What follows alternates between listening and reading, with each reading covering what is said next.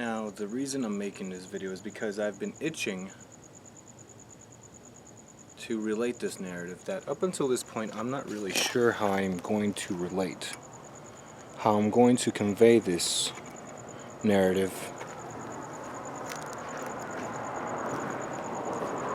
But without giving too much away, the way I convey the stories, these personal things in my life, is that I first,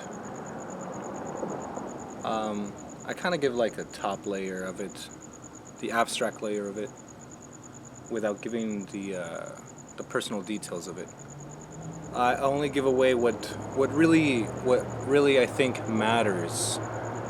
You know, the essences that really tell the story instead of the details that could be filled in by anybody's personal story. The narrative that I tell is the part of the story, the abstract part of the story that can be applied to anybody's story. So in a sense, it's more abstract, but in that same sense, it's also more relatable, because you don't have the details of the story keeping you from relating to this specific narrative, from this specific story. An example is a little boy that lost a toy, or a teenage girl that lost her cat, or maybe a parent that lost his son. Now, all of these stories are different, and one may say, yeah, they're not relatable to each other, but the way in that, you know, on the abstract level of things, and the way that they can all relate to each other is that they all experience loss. Now, as far as my narrative, I'm still thinking about how I'm going to relate this narrative, how I'm going to convey this story. But it's something that I've been itching to relate for a while now. This is kind of a problem. It's kind of a problem that I've had. I think the first time I noticed it was when I was 16. And you know, I didn't really know what it was. It was just kind of like this urge, this kind of like anxiety urge. I'm not really sure if I could describe it like that, but this urge that drove me crazy, and I never knew what it was. In fact, I'm not going to relate too much about that either, but because I want to jump ahead to what happened just a few years ago. Just a few years ago, I decided to face this problem. That I didn't know what it was. It was just a feeling that came up. A feeling of desperation. And because of that feeling, because of my conviction that I should face this feeling instead of running away from it. I mean, people run away from this feeling. This sense of that you have to do something, that there's something for you to fulfill, that you're missing something. People typically run away from this feeling. But in a sense, I had a conviction that I had to face this.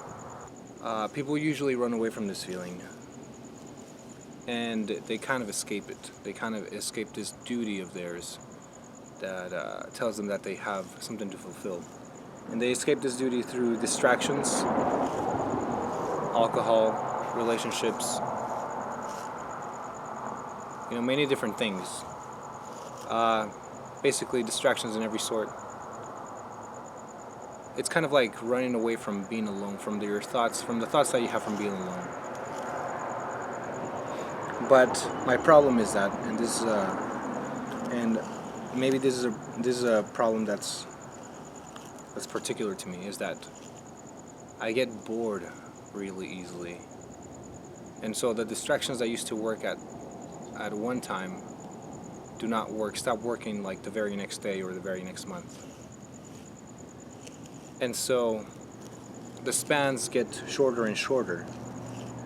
And I noticed that if I don't take care of this soon, it's going to catch up to me. So I have to decide right now that I have to face it the best I can. So in order to face it, I decided to cut myself off from distractions. More specifically, I decided to cut myself off from the things that I thought were my mission in life. From the things that I thought were my purpose, for the things that I thought were my fate. And in that sense, I was giving up what was destined for me in order to face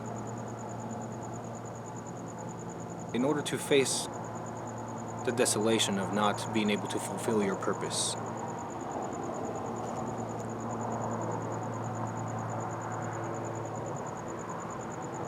In order to face that misery, that desperation of not having what you're meant to have. And that's really what I wanted. Now,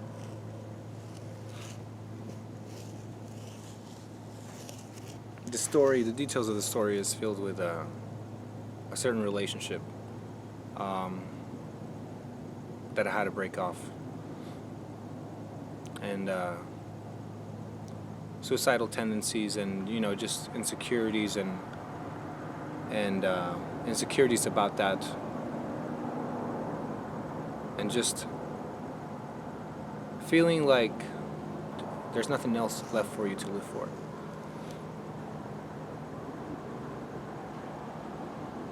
Because the thing that you're meant to live for, the thing that you're meant to have, the thing that you're meant to be, there's no chance of that happening again. And this was, and I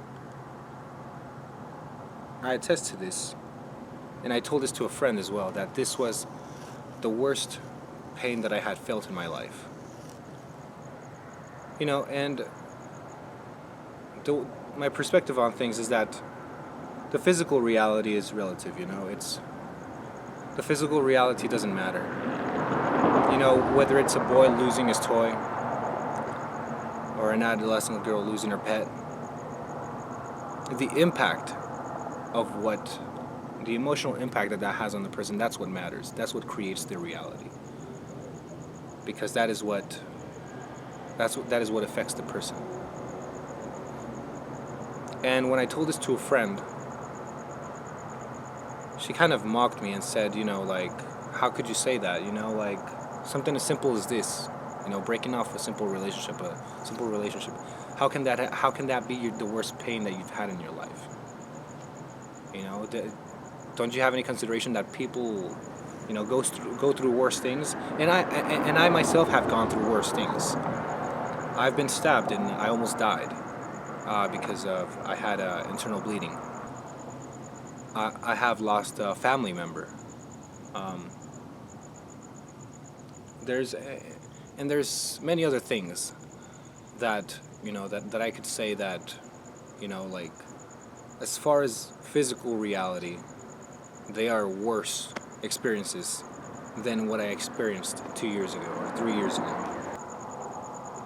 But none of those compared to the emotional crises that I've had that kind of prepared me for them. Actually, it wasn't the worst. It wasn't the worst pain that I had. It was the second worst, because the first worst was not any of those events, but just kind of like an existential crisis that I had during college. That was the first worst pain that I've had.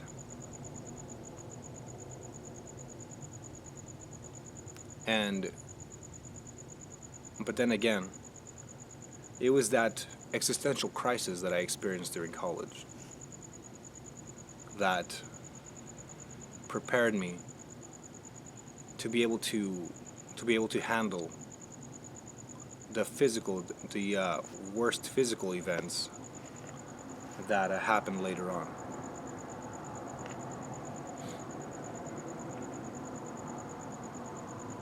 Because, like, your mind reacts to ideas, and all that events are is just ideas. And in the physical world, only certain things can happen. And, apart from those things, from what's reasonable of what can happen in your society, in your culture, nothing worse can happen than that. But in your imagination, worse things can happen. You can experience worse things. And I'm the type of person that I'd rather let my imagination flow than hinder it. I'd rather listen to my imagination. I'd rather allow my imagination to take me through hell than shut it up. I'm the type of person that doesn't like to be in denial. And to me, to ignore or to brush off what ifs just because they're not happening in the real world, to me that's denial. Because you're denying, regardless of how small the possibility, you're denying all those possibilities. So that's my little rant on what events are emotionally impactful.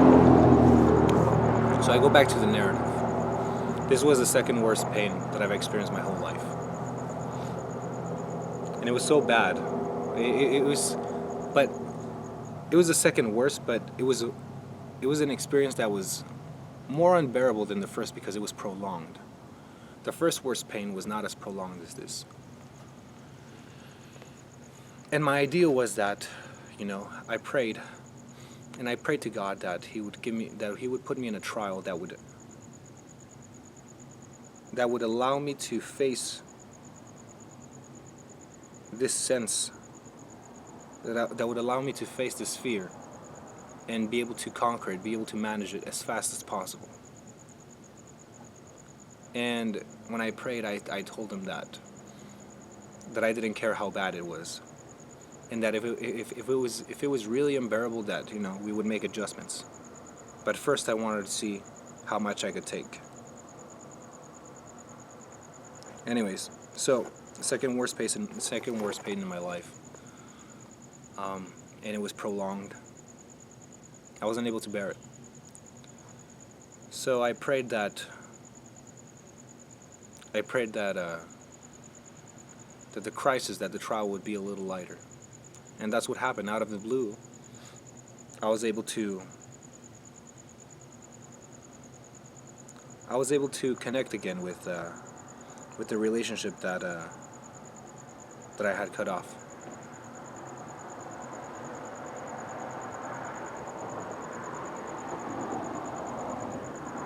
And throughout 2017, I formed multiple relationships with multiple people, growing attachments, the way one normally does. And at the same time preparing the path for more hearts to be broken, for more attachments to be ripped off. And, unconsciously, and this was happening unconsciously, because there was a sense of me that, was enjoying the ride, of not having to go through the trial anymore. But there was another sense of me that still knew that I hadn't faced what I was supposed to face. And that part of me was preparing the steps, was preparing the path for me to lose everything again.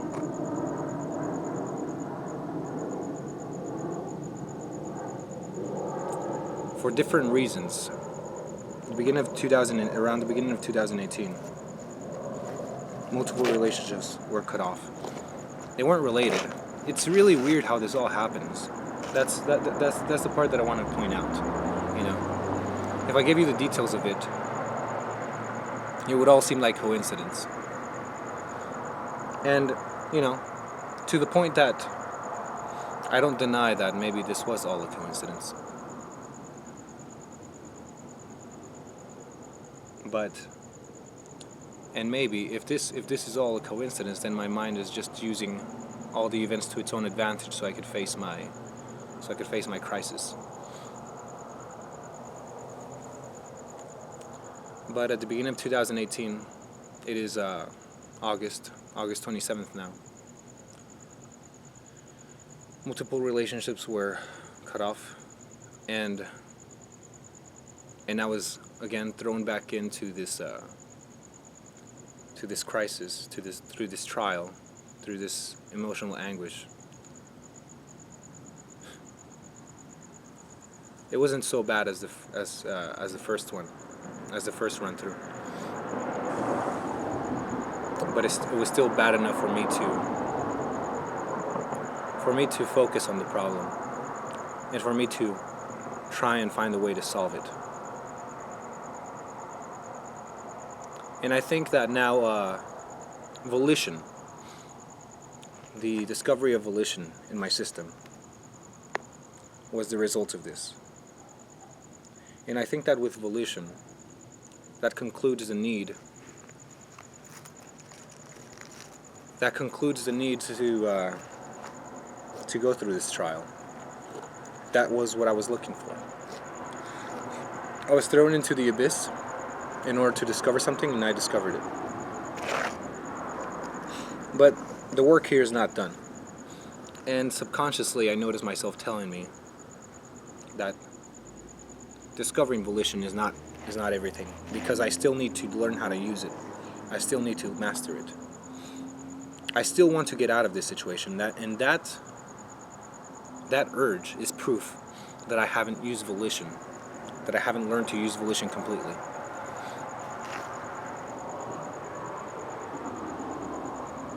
I came here to face the fear.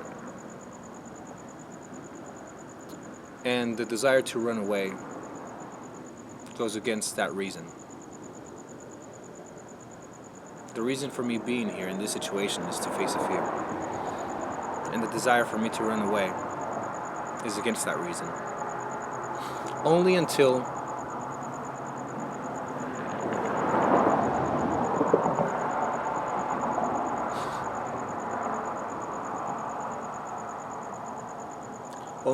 I truly don't mind being in this situation will that indicate, that will be a sign. Me not minding being in this situation will be a sign that I'm ready to get out. And the first time it happened out of the blue, unrelated to anything that I was doing. I don't know how it happened. To me, it was just a coincidence, if I were to explain it. And this time around, I expect it to be the same. I've been reading Psycho-Cybernetics, and Maxwell Maltz talks about how the subconscious mind has a lot of information and how it makes things happen without the conscious mind knowing. So I have to make sure that I feel that I'm ready to make amends, that I'm ready as a person, that I'm ready, that I have grown, that I have what I was looking for. And once I do that, everything will start falling back into place again. And to me, what decides that I'm ready is that I don't mind having lost it. I have faced my fear. And I will be okay with each situation. I will be okay with option A in my life, and I will be okay with option B. And only until I'm okay with both will I be ready to go with one or the other. So it's kind of like a catch-22. I can't have it until I no longer need it or want it. But then when I no longer need it or want it, I shouldn't mind staying in the same situation. So, either way, I win. Whether this is just a coincidence or not, I win. Whether I end up making amends or not, I win. Because my success is under my control. My success is accepting the situation, no matter what the situation is. And that is the principle of volition.